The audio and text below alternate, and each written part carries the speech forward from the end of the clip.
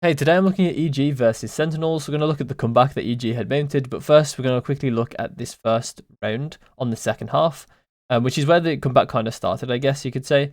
But I just want to highlight that Superman bought a Sheriff here, and I think that it's pretty viable to do this on pistol rounds when you know what you're doing.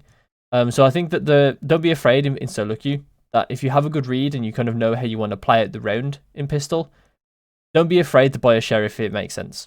Okay, so we're going to start on round 15, and this round was kind of like the round I realised that EG were on better form.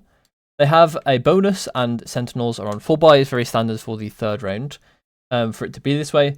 So yeah, as I said, EG I think are on better form this game, and I think they were really struggling to show it up until this point because I think that Sentinels just had overall better mid-rounding strats going into the round.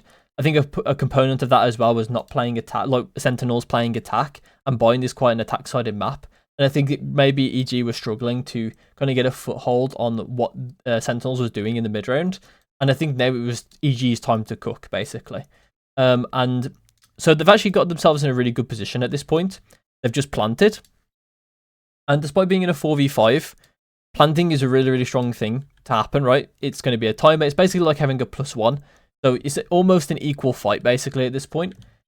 Also, as you're on a bonus, you also basically have like some of these lower guns, so you can actually kind of predict some things that a bonus might want to do after the bomb has been planted, because playing the long game doesn't tend to work very well because they tend to have lesser utility. They would have had to use more to kind of get in, and even though that's not always the case, there's also things with like you don't want to be taking fights that are like disfavorable to you, and a lot of post-plant situation fights where you're playing for lineups and things, or like long game, tend to be quite far.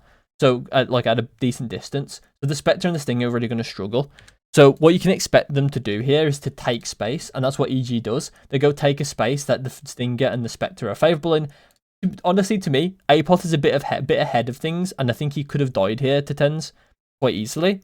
But Tens just gets caught off guard. I think overall he maybe did a bit of a misstep there. I think he could have pulled back with his team and retook together. I also don't particularly like the way Sentinels kind of retook this. They know they're playing into a bonus, and for some reason they go and take these short range fights. To be fair, I don't mind it too much because 3 of them do have Phantoms, and Phantom is going to beat Spectre at close range anyway. I just don't particularly like it too much because the Spectre definitely loses at long range anyway, and you kind of give them more of a chance to win versus you when you go and retake through lamps like this. It's actually quite a big thing in Bind to retake through bench, because you kind of avoid all these like horrible things that can happen to you in lamps as a defender retaking. And I don't really like the way that Sentinels end up retaking. Georgimo shoots John QT in the back.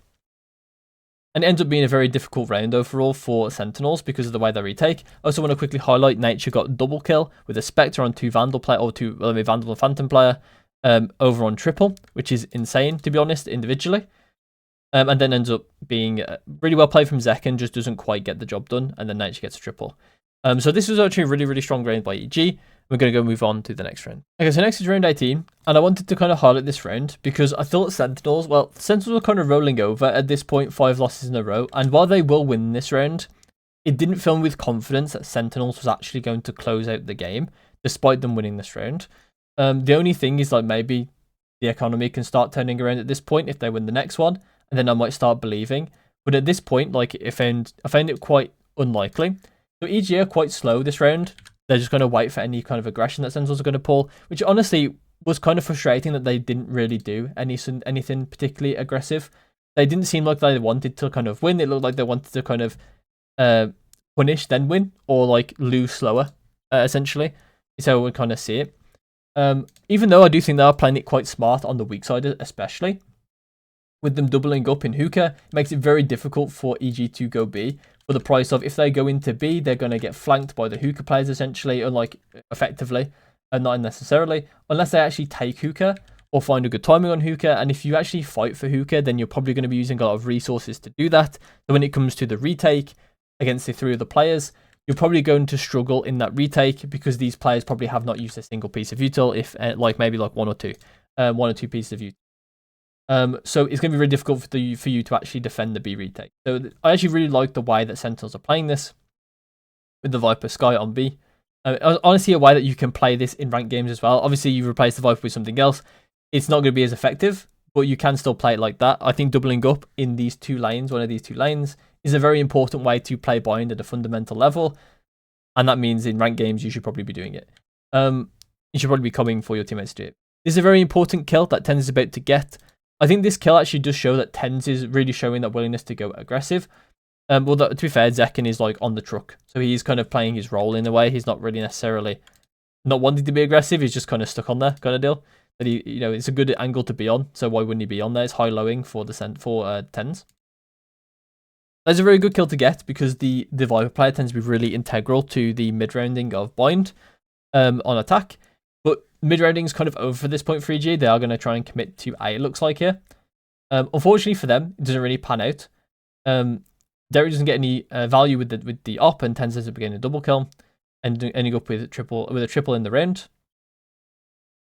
And at this point, John QT was going to go rotate because he thought they were committing at this fight, and Sassy has gone towards over to the TP, so he could TP if he needs to, or he might catch a lurk that's on long, or if they end up TPing and going B, he has a very good angle. So that's like the things, right? That's all like what Sassy's thought process is in Garden, and John QT was fighting on site. He was going to fight for the drop, but Apoth has actually been on one in this game. I think he played very well. And yeah, Sassy ends up getting the plant cancelled. So Derek is going to try and fight him. In the meantime, Apoth has managed to die. I think Apoth's death here is completely fine. They're in a 4v2. So what needs to happen here is a miracle, basically, for the two. They need to try and find some fights, and Apoth goes for it, just misses. It's all good. Happens. And then Sentinels actually end up Gecko ulting to get the last kill. So that round didn't really fill me with confidence for Sentinels. I think they kind of won off of TenZ getting those individual kills, and kind of playing slow and using the mistakes of EG more so than actually creating their own advantages. So it didn't really make me massively confident in Sentinels winning this game. Okay, so the last one we're going to look at is going to be round 22. The full buy for both teams. Apoth has ult, and also TenZ is going to buy an operator. This is a really, really important round for both teams. Mainly for Sentinels because they are really low on the economy. So if they lose this, it's going to be like OT. They're looking at OT as like a way to win this game. TenZ ends up getting the first kill on Derek, and then he'll get another kill on Georgimo. These are really important contextual kills in this round because Georgimo has solo control of Bats, and when he dies, they lose that. And when Derek dies, unfortunately, he was 2 off ult. It means that as Gecko as well, you can plant a lot easier than other agents. So it means that he would have planted with Wingman, and then it would have been 1 off ult. And then that's not in the realm of possibility. He would have ult in post plant. So it's really, really difficult to like at this point, it's probably really difficult for them to win the round with them losing the map control and losing a potential ult in post. On the bright side, they still have Apoths. However, unfortunately, Apoth does use his to try and punish TenZ, which is, I don't really mind it that much, but it's basically going to make the round a lot more difficult in like, not in retrospect, but like at this point from his mind, from like these players' point of view, it's probably a lot harder to win the round at this point with no ult in post plant there. Zekken also manages to get a kill on Superman, as Superman is looking for an aggressive play. And Zekken becomes 1 off ult as well, so it means if one of them dies to Zekken, the other one is probably dead to rights to a Zekken ult, to a Raze ult. So it becomes very, very difficult for them to win the round, basically, unless they make some heroic play. I also want to highlight as well that TenZ died to a Gecko molly back over here, from here. Derek threw it from this corner. I will get that line up, don't worry, that will be on my shorts at some point. So the 2v2 that EG are going to take in the backside of A is a really, really well played. It's a very well placed flash from Nature, and then 2 really well played 1v1s with Apoth pre-firing Zelsis. Zelsis had no chance. You can even see on his cam, I think, that he looked so surprised when it happened.